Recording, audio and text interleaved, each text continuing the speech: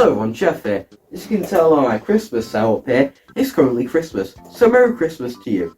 And to get you more in the Christmas spirit, I made the decision of reviewing some sort of Christmas game this holiday.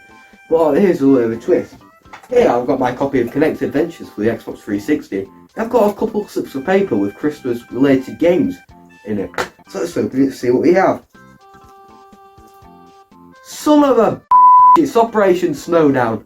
But before getting into the terrible event Operation Snowdown was, let's talk about the history of Season 5 first. Fortnite Chapter 2 Season 5 with the tagline 0 Point released on the 2nd of December 2020.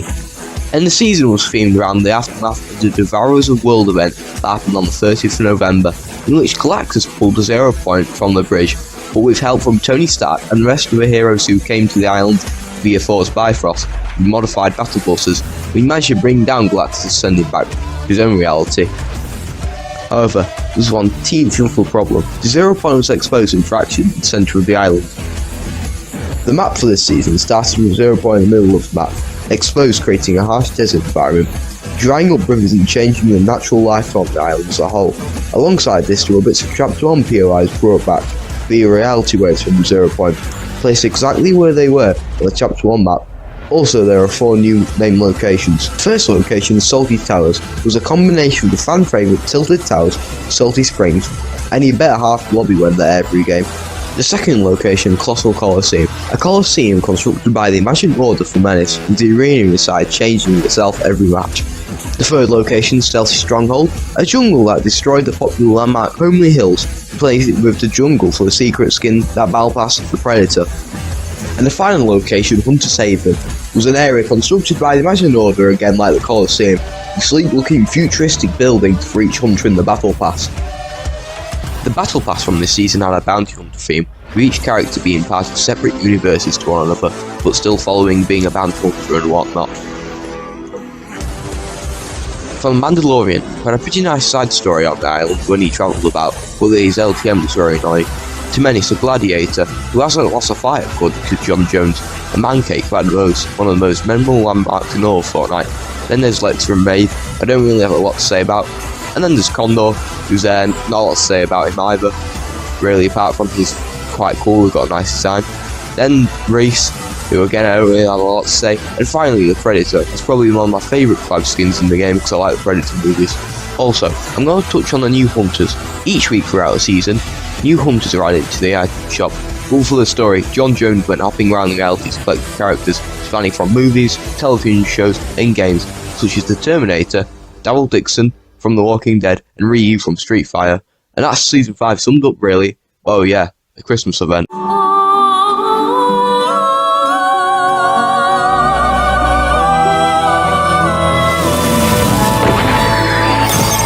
Operation Snowdown was the first of really mediocre seasonal events that have become apparent over the last year or so. This may be for these reasons, such as the devs working on a bigger project or a live event, but it still doesn't deter from the fact these events aren't very good.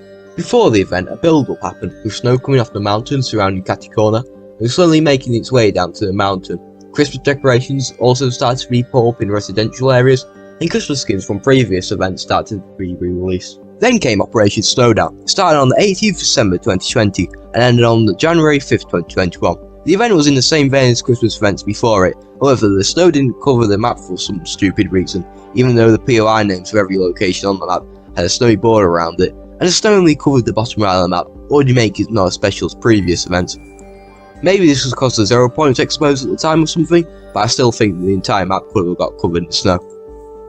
Planes also came back as a Christmas event, spread around the map at different snowman outposts. These outposts were like the expedition outposts from Chapter 1, with a different design to those ones, and then the one above Caticona. So Mando was an NPC there, selling the Big Chill exotic for 500 bars. Planes came back, but changed up slightly, with a new design alongside the addition of a fuel tank which was present on the cars and boats. And believe me, people were not happy when they found out about planes having fuel. Christmas traditions also began, with the trees from this landmark I forgot the name of being sent to retail row like last Christmas, and decorations being set up or outside different houses, including Salty Towers. So this means, even after most of the houses are messed up in some way, people still live there. Maybe I'm looking into this too deeply, but I find that quite weird. Also during Season 5, IO guys would pop up in elevators, and there's a rare chance of seeing an object from throughout Fortnite is the IO guys, such as the Midas chair or the stone dog. But for Christmas, there was a special IO elevator with 3 chests and Christmas decorations, which was quite nice. Operation Snowdown also had challenges for free cosmetics that would be daily updated for 12 days until stopping. The challenges were as followed. Visit different Snowmando outposts, and a reward for that was a Frost in Action loading screen. Place top 10 with friends in squads for the Snow Steel wrap. Sadly destroy the Nutcracker statues, poor things, that gave one of the best rewards for this event, the Blustery bag. Travel 5,000 meters in an X4 Stormwing. This was made hard because of the addition of fuel, and if you did this, you would get the Snow Blaster emoticon. Another plane related challenge, shoot down opponent structures with the planes for the Windwing glider. Collect gold bars for the GG Fresh emoticon. Catch a snowy flopper, which I'm pretty sure is still in the game, and you would get the toe pickaxe. Revive a player in different matches for the Merry Marauding loading screen. Hide in a Sneaky Snowmando in different matches for the Merry Fisher spray. The Sneaky Snowmando was the updated snowman with a new hat and scarf to match the Snowmando outpost, and it had the reload feature like the cardboard box did. Play duos/squads with friends for the Frosty Globe pickaxe. Second to last was deal damage with the lever action rifle for the Fish Fest emoticon. And the final challenge was the Stoker's Campfire for the Confetti wrap. And if you did all these challenges, you would have got the Snowmando and the Frost Squad outfit. Also, throughout the duration of Operation Snowdown, new and old LTMs were added onto daily cycle, such as Air Royale and Pickaxe Frenzy. Unlike prior Christmas events, new skins were added. Welcome to Chef Rank's Fortnite seasonal skins in a short amount of time and in a random order. Part 1. In this part, I'll be ranking the Christmas skins from Operation Snowdown on the scale of 1 to 10. Let's go. Firstly, we have Cozy Jonesy, 4 out of 10. It's another Jonesy, but this time he's slightly fatter than usual. Snowbell, I don't need to say why, except ew! Mr. Dappermint, 6 out of 10. I just like he's a candy cane man. Carve, 6 out of 10. This was a skin everyone bought because it would wear the Shadow Henchmen, until 2 seasons later, the actual Ghost of the Shadow Henchmen was sold as skins. Holly Striker, 2 out of 10. Ruby skin, number 15. Frost Squad, 1 out of 10. It just looks bad. Gingerbread Raider, 5 out of 10. An alright Renegade Raider reskin. Fa La La Fish Stick, 7 out of 10. I quite like Fish Stick to begin with, and this was a skin I almost bought but I got Master Chief instead. Blinky, 7 out of 10. A unique Christmas skin that does give us off the Christmassy vibe. Snowmando, 7 out of 10. Really good for a free skin. Snowheart, 4 out of 10. I wasn't a big fan of Stoneheart to begin with. Snowdrift, 6 out of 10. A really cool driftery skin, but it's a shame that I didn't have any of the styles. And finally, Frostbroker. And that was all for Operation Snowdown. Wait a minute. What's that music? Oh, for God's sake, you have to read everything! During Operation Snowdown, there was a side event which Epic heavily pushed and focused upon more than Snowdown itself. This was Spy Within, an Among Us clone creative, as sort of a predecessor to the Imposters mode we have today. Every week or so during the duration of Operation Snowdown, new maps were put out such as a steamboat, a museum, a shopping mall, and some others. And to get people to play the game, there were free rewards from completing tasks in the game, which I'll go over in a minute, and Epic paid streamers who haven't played the game in over a year to play the LTM to promote it to their audience to play it, but it doesn't really take away from the fact that the game mode is literally Among Us with Fortnite creative, but some of the maps did look quite nice, like the museum one. Instead of imposters and the crewmates, it was the butler and spies who avoided an impending lawsuit from the creator of Among Us. Now for the challenges. The first challenge was to complete 25 quests as a butler for the Jingling Glider. This was relatively easy, you could just complete all of these in one match, because the quests reset every couple of seconds I'm pretty sure, so I did these challenges too. The second quest was to eliminate 3 players that would give the banging music back to the Merry Mix. And the last quest was to play 5 Spy Within matches, and after that you unlock another Stealth backboard and the Wrapping Caper backboard.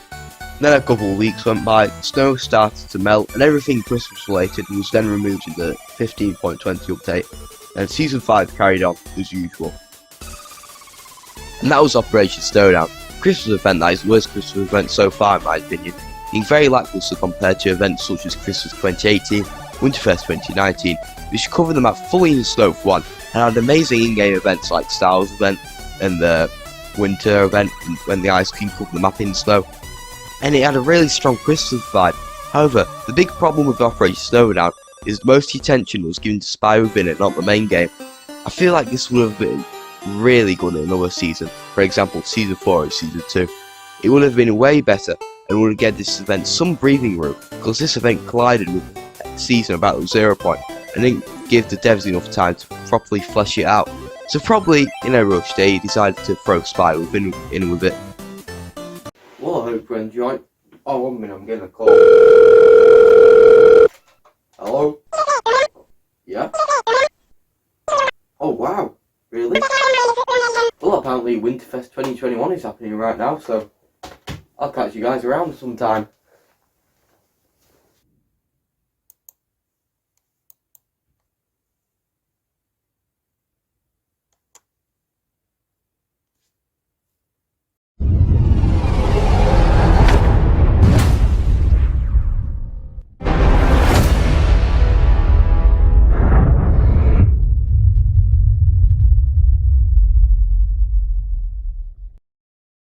Hello everyone, Chef here. Christmas is over, so I don't have to do an obligatory video for that. And I think it's time to finally do a review. LEGO Star Wars Complete Saga. This was a game I teased on doing a review on about September time last year when I did my Star Wars Battlefront 1 video review. So yeah, I think it's time to just do a review on it. Actually, I should have cut the cameras for this bit. Okay. I was gonna check if the recordings for the video was there, but someone changed my phone on the internet, did this. Okay. Well, that certainly wasn't me, and I'm gonna go. Remember Disney Infinity for the 3DS? Yeah, I do remember Disney Infinity for the 3DS. I'm pretty sure you're the text-to-speech bot that I added into the thing. But then I got a bit lazy and bored of actually doing the review. That I just didn't do it. I did a different video instead for Sky Week for Disney Infinity 3DS. I'm going to make you review something even worse than Disney Infinity. I'm going to make you review Cosmic Summer. Well, looks like we've had a bit of a change of plan now. Instead of doing a review on this, I have to do a review on that. Oh, Fortnite summer events. Fortnite summer events are usually the events that have the least amount of effort put into them, which makes a lot of sense, mainly because they happen so infrequently, with there only actually being 2 summer events. Sure, you could say Chapter 1 Season 5 was a summer season, which I agree with, but we didn't have a full-on summer event like with 14 Days of Summer. The 14 Days of Summer was in Chapter 1 Season 9, and for 2 weeks each day, challenges were released for free rewards. Then a year later, Chapter 2 Season 3 happened, which was kind of a summer season in a way, at the same time not. Then, after Chapter 2 Season 3 happened, the subject of this video happened, Cosmic Summer.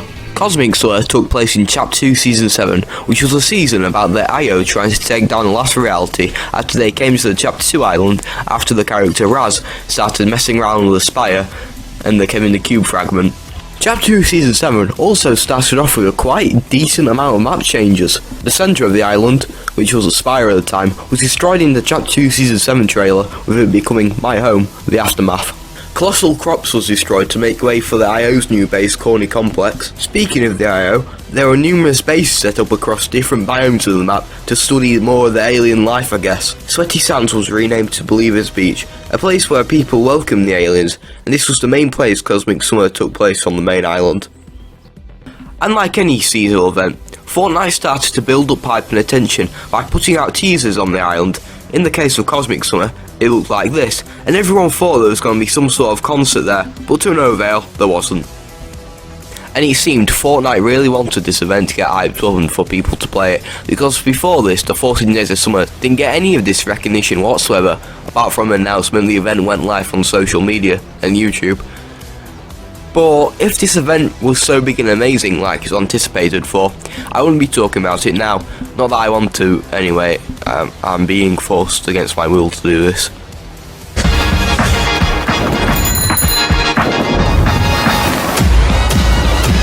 Then came the day of reckoning, the 22nd of June 2021, when Cosmic Summer started and ended on the 5th of July, and nothing really major happened. Believer's Beach got a bunch more alien good propaganda and a big stage in the middle, and that's all that happened really. By now, you probably know that with every seasonal event there are challenges for free rewards to coincide with it, and this was the case for Cosmic Summer too. Every 2 days until the 31st of July, new challenges were put out to do in creative revolving around different maps, and Jesus Christ, Epic decided to put these challenges the most boringest and blandest maps ever, but don't even have a summer theme, and these maps were Bio Zone Wars Trios, the laziest Zone Wars map you'll ever play. Pro 100, a map that keeps getting featured in creative, even though it has no uniqueness to it whatsoever. Freaky Flights, a good map and probably the best out of them all. And the Pit, also known as the game mode to do weapon damage in because you can't be bothered to do it in a normal game. Although the maps chosen for Cosmic Summer were bad, the challenges themselves weren't that bad. For example, the challenges for the Bio Zone Wars Trios were quite easy and simple to do. The first one was to get 1000 damage for the Slurpberry edit style for the lollipop battling. The second was to get 10 headshot limbs for the Sun Banner, gain 500 health or shield for the Firecracker freefall, and the final damage was to assist teammates with 50 limbs for the Cloud Llama board Coral edit style. The second game mode was Pro 100, aka one of the worst creative maps ever made. It had challenges consisting of spending coins you got from kills 10 times for the Slimeberry Lollipop edit style, dealing 1000 damage with a rocket launcher for the Beach Blast music pack, and one of the most stupidest challenges you could ever put in a game mode where you can respawn, reviving someone 20 times for the Cloudy Cat surfboard style. The third game mode was Freaky Flights, a map with 2 ships opposing each other, and the main objective is to get to the enemy ship via flying over to it in planes and capturing it. Pretty much a capture the flag-esque game mode, and unlike the other maps, yeah, this one was actually quite fun. There wasn't a hassle to do the challenges in, and I had quite a lot of character to do it, to be honest. The first challenge was to travel 5,000 meters in a plane full of Orange Berry Lollipop edit style, spend 50 coins on items via vending machines for the Kabang wrap, and kill 25 players on a plane full of Cloud Crew board. The final game mode for this event is the Pit. The Pit is another generic and bland map really. There's a bunch of items on the floor you pick up, and then you drop down into the pit, aha, get it, and then you fight, and because of the pit just being so generic and bland, challenges were very easy to complete. The first challenge was to build 500 structures in the pit. This may sound hard, but it wasn't, because you had basically different materials, and if you did this you would get the Whirlberry Lollipop edit style. The second challenge was to destroy 500 structures for the Stellar Sipper emoticon. The third challenge was to kill 5 players with a different type of weapon every time, in a single match full of marshmallows, and actually quite a good reward. And the final challenge was to get 50 headshots for the best surfboard edit style, the Golden Wave. After every couple of challenges, there were milestone rewards as I like to put them. These are rewards you got after completing a certain number of challenges. The first milestone reward was completing 2 challenges and you got the Bleeder speech loading screen. The second one was to complete 6 challenges for the Icy Pop wrap. And the final one was to complete 12 challenges for the Little Treat emote. Those were the challenges, unlike previous events which had you roaming around the map collecting things, or just doing quests in general that made sense to unlock that cosmetic.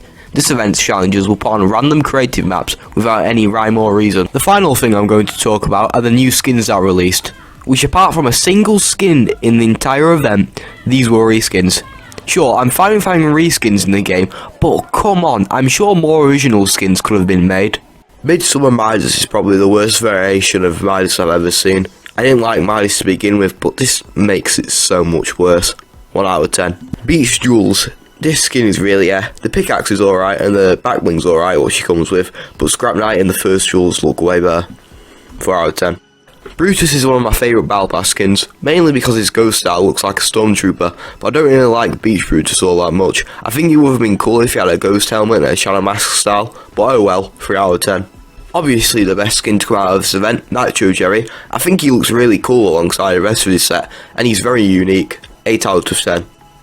Boardwalk Ruby, 2 out of 10. It's sort of unique in a way, but it's another Ruby variation, there's about 15 out of them.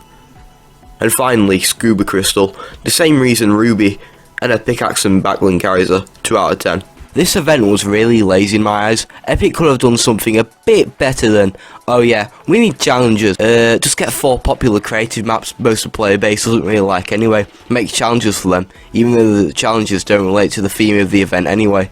The way I would have fixed the event would have been by firstly putting the challenges on summer related maps and not just having the most generic ones that don't have anything to do with summer. There was even a Cosmic Summer Creative tab when this update was out showing summer related maps, so I don't know why they didn't put the challenges on there. Secondly, I would have put the stage from Believer's Beach and a whole bunch of more alien propaganda in Coral Castle. I know, very cliche changing or removing Coral Castle, but I think something like that what I just said would have looked very cool. And finally, this goes for the entire season 2 really. Each week I will have changed the chunks of land in the Abduct games to different pieces of locations that aren't in the game anymore. Now I've done a video on Cosmic Summer, I can finally get to do what I was doing before that goddamn text-to-speech bar interrupted. Let me check on the files for the recording. Oh no. No, all the files are gone. That goddamn text-to-speech bot, he didn't stick to his word, he deleted them anyway. I know just the right thing I'm going to take my anger out on.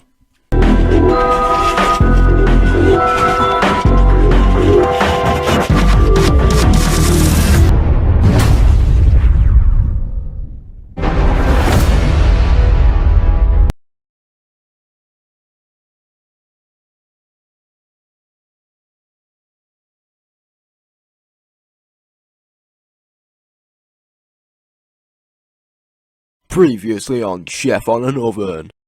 And that was Operation Snowdown, a Christmas event that is the worst Christmas event so far in my opinion, being very lackluster compared to events such as Christmas 2018, Winterfest 2019, which covered them out fully in the snow for one, and had amazing in-game events like Star Wars event and the winter event when the ice cream covered the map in snow, and it had a really strong Christmas vibe. However, the big problem with Operation Snowdown is most attention was given to Spy Within it, not the main game.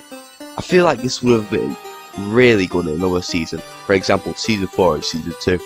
It would have been way better and would have given this event some breathing room, because this event collided with a season about 0 point and didn't give the devs enough time to properly flesh it out. So probably in a rush they decided to throw Spy Within in with it.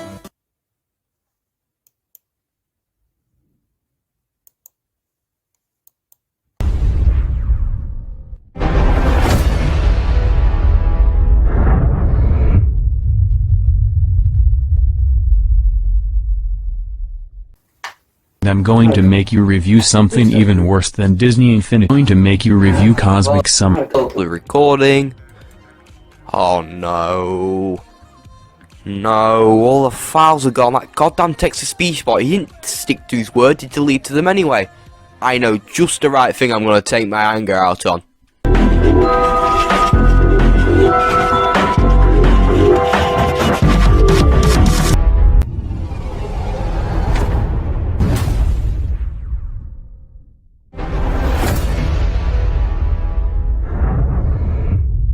Now, Fortnitemares 2021 is the worst Fortnitemares I've ever played. It just didn't feel Halloweeny whatsoever. But I'm gonna have to calm down now because I need to talk about what led up to the event first. So you probably already know what happens after Operation Skyfire. Mothership goes kablooey and falls into the ocean alongside some abductors and cubes. However, there was one cube that landed to the right of Holly Hedges that was golden colour. Now stick with me here, this may sound weird, but this cube rolled around for about 2 weeks, going to each abductor crash site and impregnating the purple cubes, making more cubes. After the gold cube then came around and impregnated them, the purple cubes then had children, and then they started a journey to the centre of the island. The Aftermath started in it.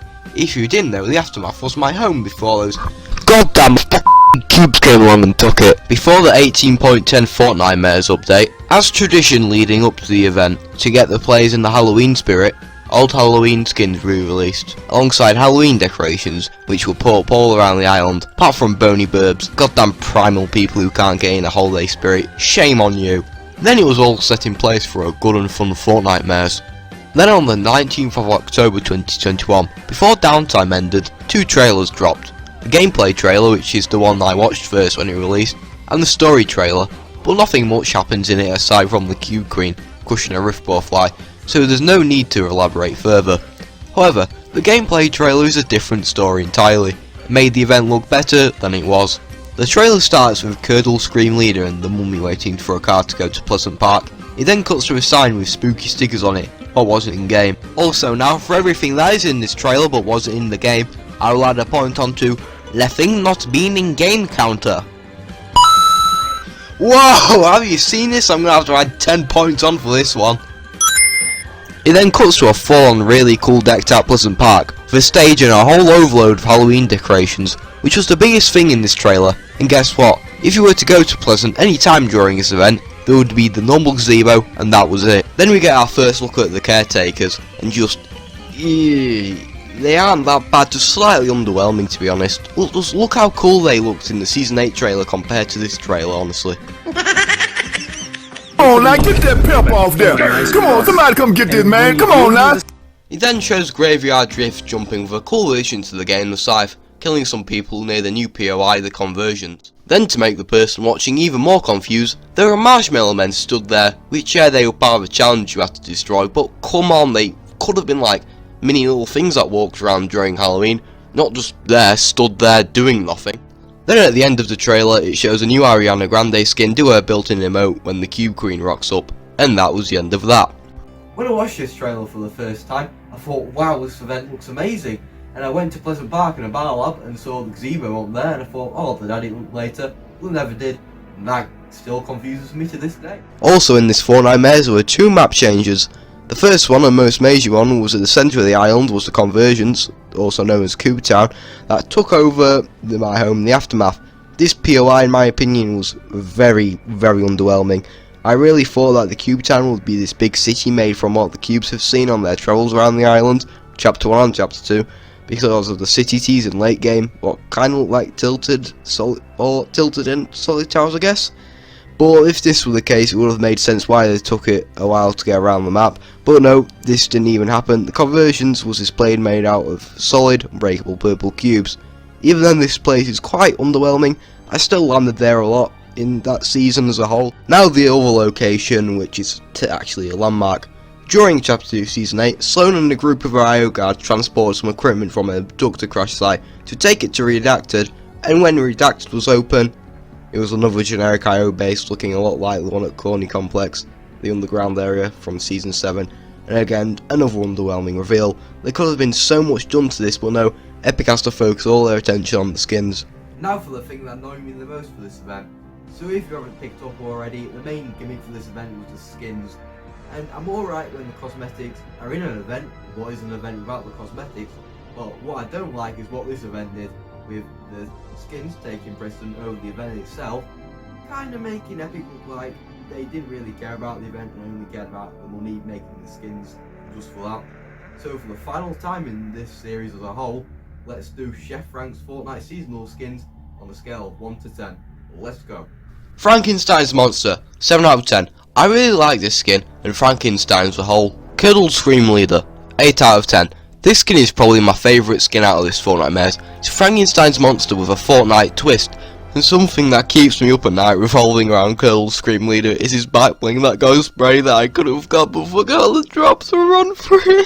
Skeletara, 4 out of 10. I prefer Gingerbread Raider, and this was another skin for the people who want Renegade Raider to buy. Rick Grimes, 6 out of 10. Look at my mana culture, I've watched Walking Dead, but Jesus, this skin was underwhelming. For starters, the face barely looks like the actor who plays Rick, Andrew Lincoln.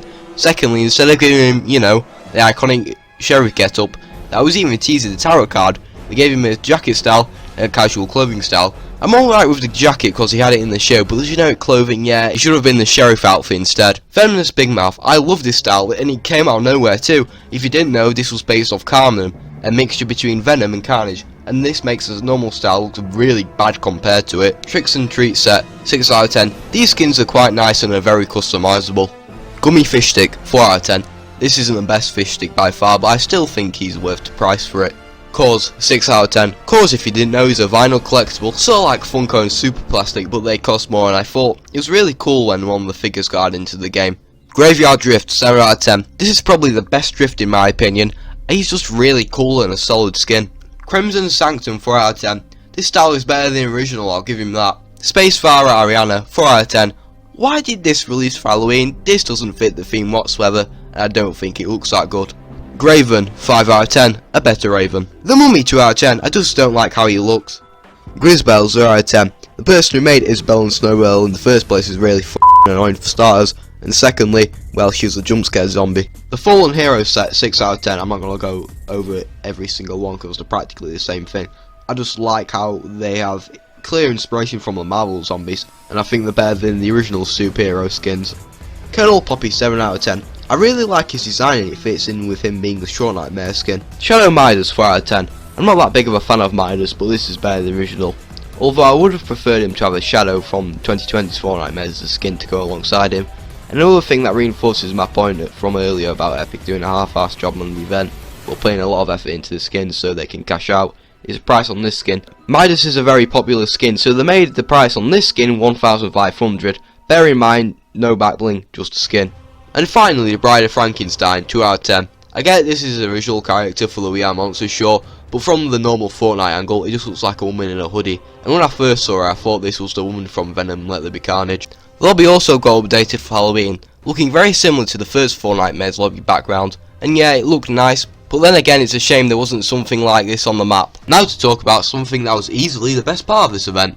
Horde Rush was an LTM that randomly appeared in Chapter 1 of Season 9 for a week or two, and after it ended it was put inside the vault. It slowly became many players' top voted LTM to return, and so it did in Chapter 2 Season 8. And when it returned it slightly changed up some things. Instead of normal zombies it was swapped out with sideways golems, and the final boss was a caretaker. As per usual, there are challenges for Horde Rush and challenges to do in the main game for some cool free rewards. However, after time, like everything, playing Horde Rush got old, and there wasn't much to do, and there wasn't really an incentive to play the mode after you completed the challenges. And speaking of the challenges, that's what I'll go over now. So for Horde Rush, there are a lot of challenges, such as headshots on golems, killing different types of golems, getting skull multiplayers, you get the point. But I'm only going to go over the ones that gave you rewards. The first challenge was to complete 20 Horde Rush quests for the Cube Queen banner. This challenge was relatively easy because the challenges you had to do weren't that hard. The second and most challenging challenge was to get a team score of 400,000 points in a single match. In Horde Rush you got points from killing enemies and such, and mostly you would get the score of 200,000 points, but if you completed this challenge you got the Curdled Team Leader spray.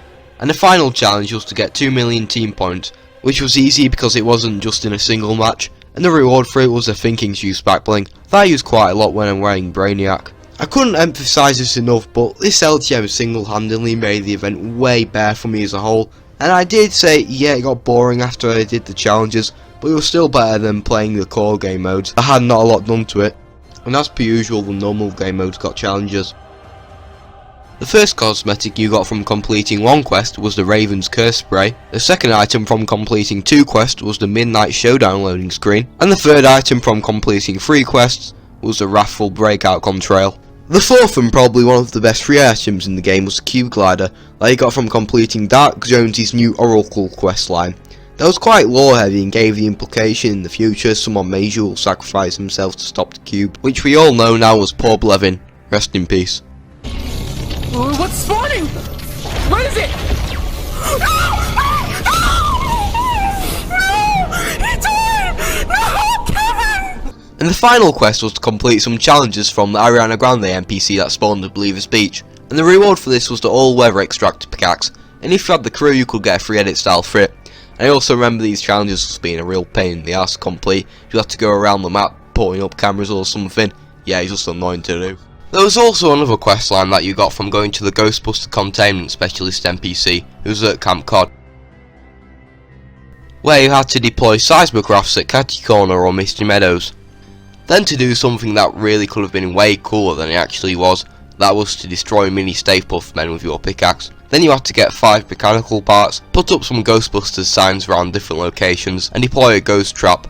And after completing this questline, you would unlock the No Ghost backbling.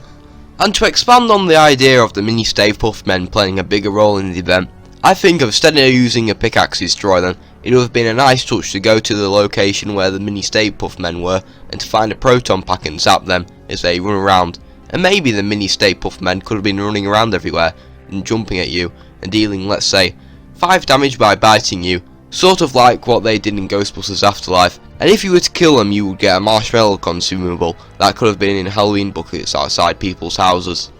But yeah, again, this is what could have happened, not what did happen. Also, the Marshmallow Men could have been a cosmetic, as they had their own tarot card, but sadly it was unused.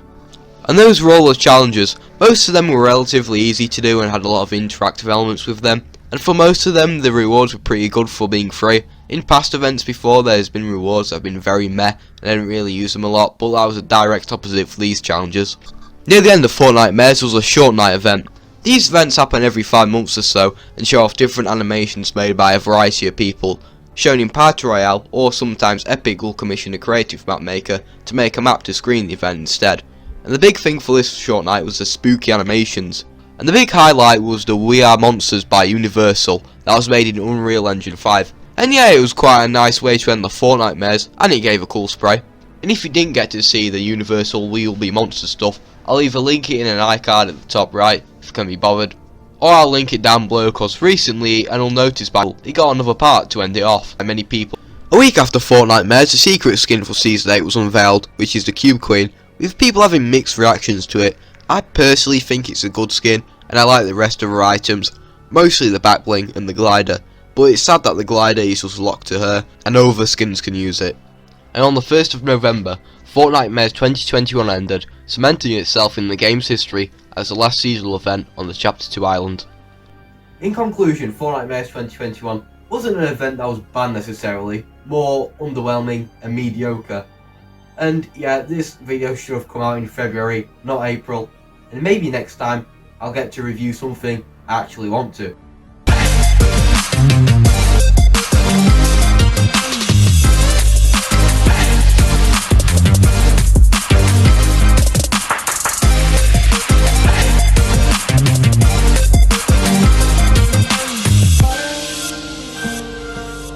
Thank you.